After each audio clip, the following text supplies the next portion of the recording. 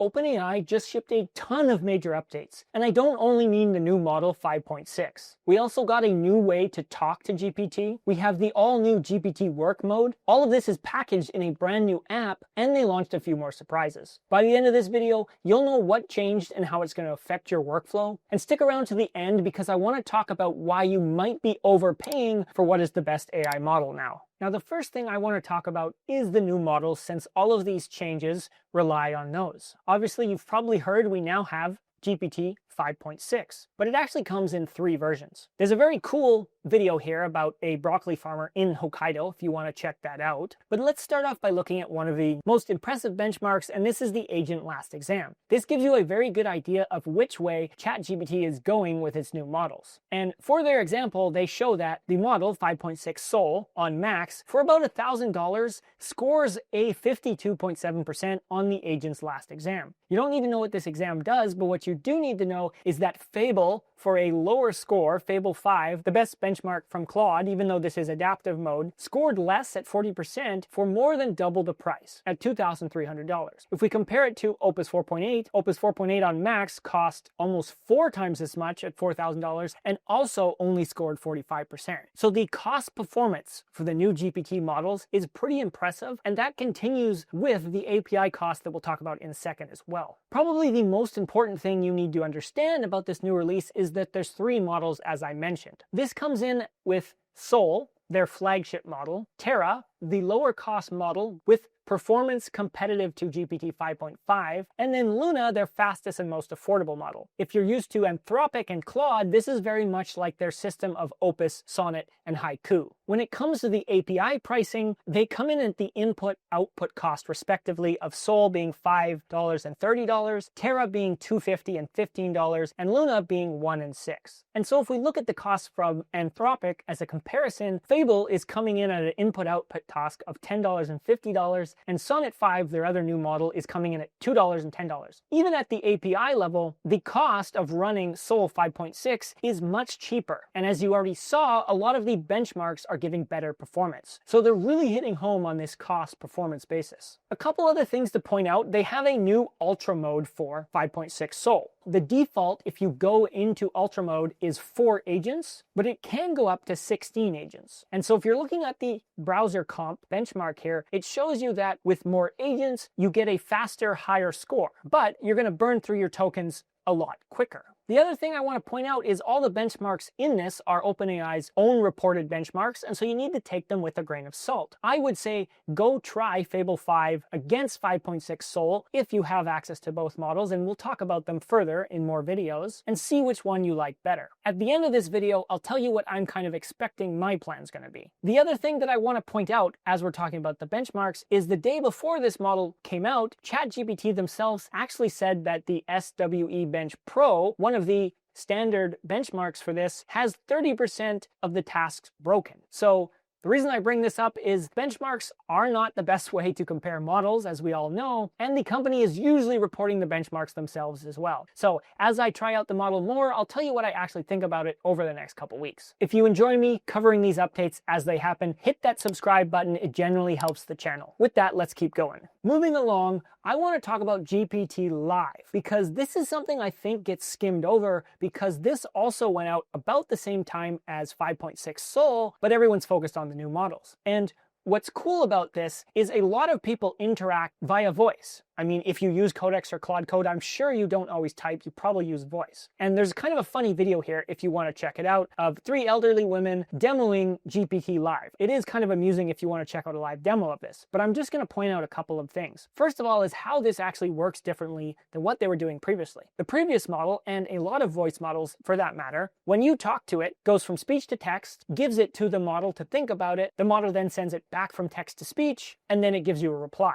This whole process is very slow. Now, what this new model can do is actually interrupt you with things like, and acknowledge that it's hearing you. And it can also pause when you pause. It knows that you might be thinking and haven't finished your sentence, but when it clearly knows you finished your sentence, it works through the steps a lot faster. And what it will do is give you an initial response, send the reasoning to 5.5 simultaneously, well, it gives you an answer. And so I haven't tested this extensively, but it does seem to work very well. And as I mentioned, each week more than 150 million people talk to GPT through features like voice and dictation. The caveat to this is, one, it's using 5.5 for the reasoning, it's not using 5.6, and you can't screen share yet when you're using the GPT-Live mode. So you can't share it videos and you can't screen share your screen. The other thing that's coming soon is API access. It's not live yet, but there's a form somewhere at the bottom of this page where you can sign up if you're a dev to get access. This is a very cool way to interact live with GPT, and it's just got a lot better. Moving ahead, let's talk about probably what I think is the most interesting, and this is GPT Work. And there's actually a very good launch demo on Twitter, and we're not going to watch all of this, but if you go through this video, he highlights a couple different use tasks. This all lives in the brand new desktop app that we'll show you in just a minute, but through dictation, he gives it a very simple task, and it's going to connect to Slack, Google Drive, and Google Calendar, and it's going to use his desktop to set up a daily task at 8 a.m. where it's acting as his chief of staff. In the demo, he gives some good examples of marketing, data analytics, and engineering use cases for cowork. He shows you how you connect to different apps, how you can build design boards, mood boards, slideshows, how you can launch them on a live website within GPT, share it directly from Slack to coworkers, and how you can even go through an app and Codex will click all the buttons, test it out for you, build a dashboard, all these kind of fun things that we'll go through in more detail in another video. But let's look at the actual news release for this. The other thing that's very exciting, and what you might have seen already, is this is a brand new layout. So they've actually combined Codex and GPT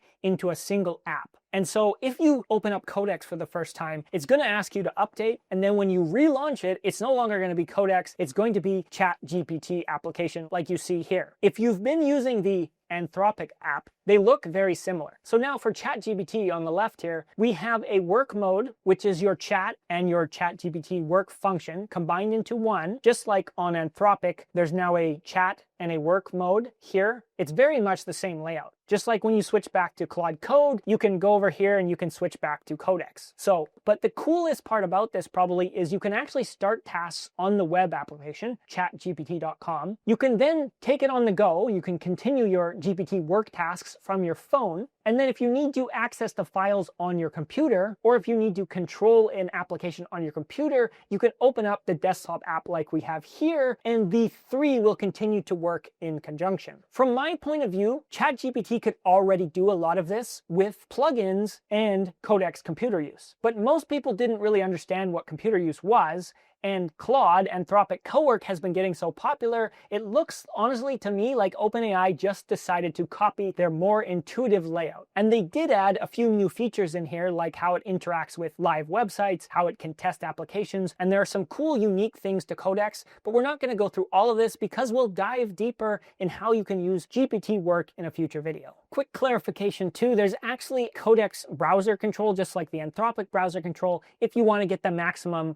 flexibility between switching browser, desktop, phone. With that clarification, a couple things I want to point out. Number one is that this is rolling out across web, mobile, beginner, pro, enterprise, and education users, with Plus and Business coming soon. I'm on the business account, and this is the first day I already have it. It works on both Mac and Windows. I'm using it on both my laptop and my PC, and haven't had any issues. They do say that GPT Work is designed for longer, more involved work, and basically what they're trying to tell you is you burn a lot more tokens if you're doing work tasks. Something to be aware of if you're on one of the lower tier plans. And then the final big piece of news that probably got glossed over for a lot of people is GPT 5.6 is now the Microsoft 365 Copilot default. Well, they call it the new preferred model. So if you're already using Microsoft in your workflow, you also have access to GPT 5.6, even if you're not using the new application from GPT or you don't have the Codex subscription. The other surprise I forgot to mention is that they're actually sunsetting the Atlas browser because of the new Chrome extension. And honestly, for me, that's fine. I never used it. Everything is packaged so nicely together now, I don't really think we need a dedicated browser. The last thing I want to rant on for a second is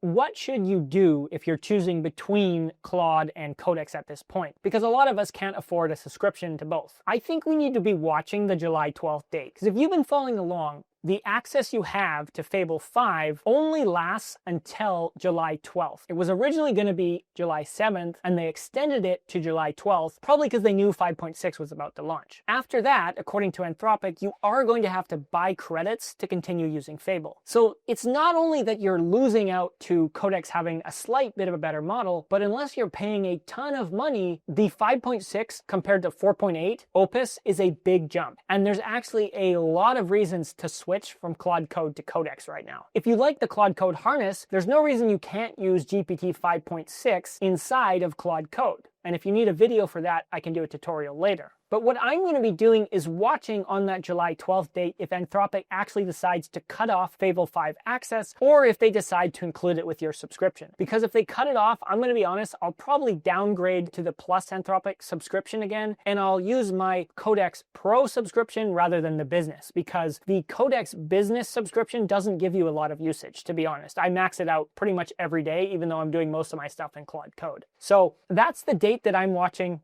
I'm also going to test this out. We still have a couple days to decide, compare the two models side by side. I have access to both. I'm going to see what I like better. And then if Anthropic sticks to their guns, I'm probably going to move over to Codex. I'll let you know what I end up doing in a future video. Let me know your experience down in the comments as well, because I think this is an important pivot point for how you're paying for AI. If you need help integrating AI into your business, check out the link down in the description. We're actually looking to take on a few more clients and potentially do some collaborations for free. Thank you all for watching. I'll see you soon with another video.